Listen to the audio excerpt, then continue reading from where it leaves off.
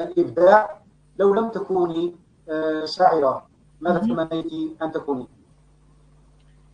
تمنيت أن أكون يعني لدي الكثير من الأشياء التي تمنيت أن أكونها، ولكن الحلم الأكبر بالنسبة إلي أن أكون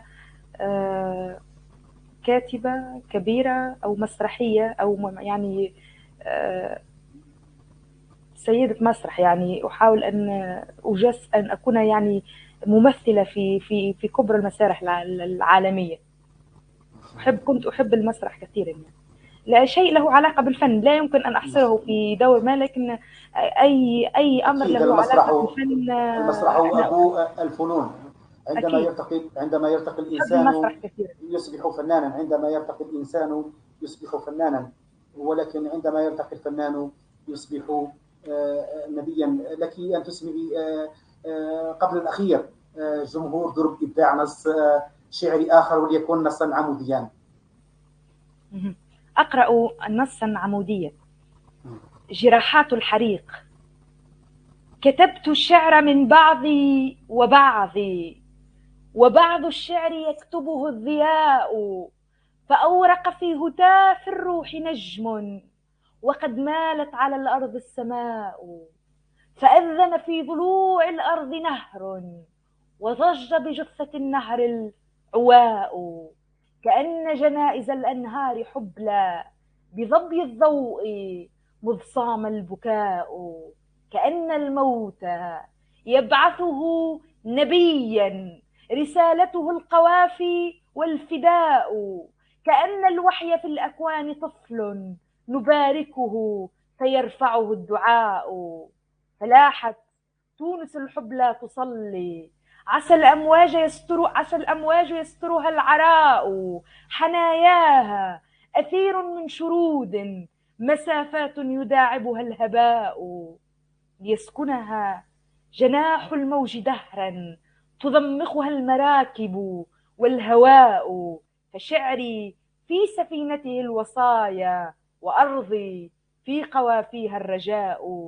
ركبنا موج دجلة في قصيد، خطاها النيل يغمرها النقاء، فضجت في مآقين السواقي، وطار البحر يحمله الرواء، ليخلق من ضلوع الظل صبح، ويبعث من مراسيه العزاء، ففي أربيل أقمار حفاة كوجه الماء يرثيه الهجاء، كأن لظى انتحاب الروح يغفو على لغة أصابعها انطفاء، مدامعها على المعراج تسري إلى ألق مواجعه الثناء، فما صلت بكف القبر كأس وما ثمل المساء، فجرح الروح في لغتي حطام، وفي الأشتات يرسمه العناء، فضج الماء في الطوفان عمرا، كأن الموج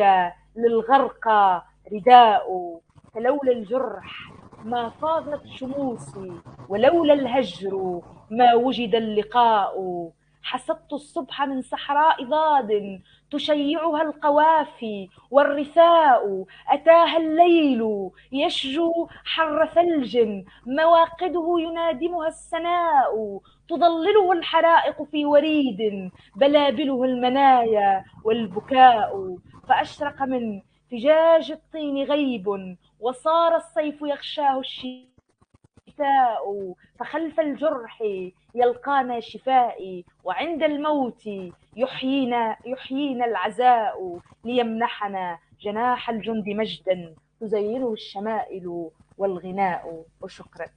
تزينه الشمائل الشمائل والغناء. والغناء. مفاعلة فعول، وهي من بحر الوافر. بحور الشعر وافرها جميل. مفاعلة فعول جميلة، هي موسيقى بحر